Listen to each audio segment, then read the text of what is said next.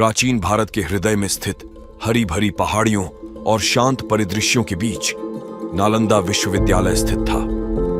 5वीं शताब्दी में स्थापित नालंदा सिर्फ एक शिक्षण संस्थान नहीं था, ये विद्वानों, दार्शनिकों और सत्य के खोजकर्ताओं का एक जीवंत समुदाय था।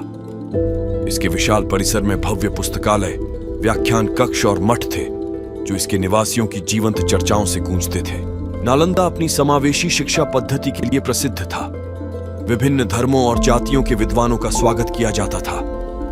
विश्वविद्यालय का पाठ्यक्रम व्यापक था, जिसमें तर्क, व्याकरण, चिकित्सा, गणित, खगोल शास्त्र और बौद्ध धर्म शामिल थे। इसके पुस्तकालय, जिन्हें धर्मगंज कहा जाता था, पांडुलिपियों के खजाने थे, जिनमें से कुछ में ब्रह्मांड के अभी तक अन्वेषित रहस्य थे। विश्वविद्यालय के आचार्य प्रतिष्ठित विद्वान थे और इसके छात्र अक्सर अपने अपने क्षेत्रों में प्रख्यात होते थे। नालंदा की शिक्षाओं को दूर दूर तक फैलाते थे। ऐसे ही एक विद्वान थे आर्यभट्ट, जिन्होंने गणित और खगोल शास्त्र के क्षेत्र में महत्वपूर्ण योगदान दिया, जिसने आधुनिक विज्ञान की नींव रखी। हालांकि नालंदा की महिमा लंबे समय तक कायम नहीं रह सकी। 12वीं शताब्दी में विश्वविद्यालय ने अपना सबसे अंधकारमय समय देखा। बख्तियार खिलजी, एक तुर्की सेनापति, ने इस क्षेत्र पर आक्रमण किया। उसने इस समृद्ध ज्ञान केंद्र को अपनी सत्ता के लिए खतरे के रूप में देखा। एक विनाशकारी कृत्य में खिलजी की सेनाओं ने नालंदा के पुस्तकालयों में आग लगा दी। यह आग कई महीनों तक जलती रही, अनगिनत पांडुलिपियों को नष्ट करती रही और सदियों से संचित ज्ञान को बुझा दिया। जो भिक्षु और विद्वान प्रतिरोध करते थे, उन्हें मार डाला गया और बचे हुए लोग बिखर गए। कभी जो विश्वविद्यालय जीवन से भरा हुआ था, वह अब राख में बदल गया। इसका विरासत मलबे के नीचे दब गया।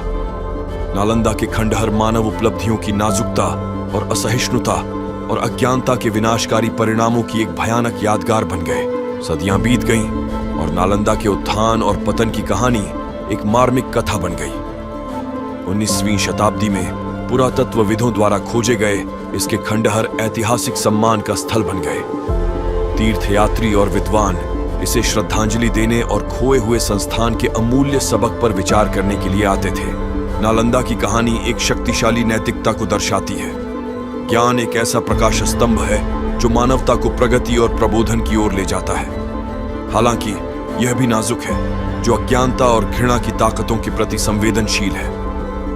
नालंदा का विनाश यह स्पष्ट रूप से याद दिलाता है कि ज्ञान की खोज को संरक्षित और पोषित करना चाहिए।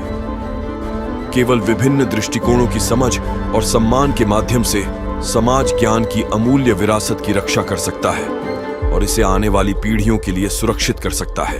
नालंदा के उत्थान और पतन की इस कथा से यह सीख मिलती है कि शिक्षा और ज्ञान को संजोए रखना अत्यंत आवश्यक है।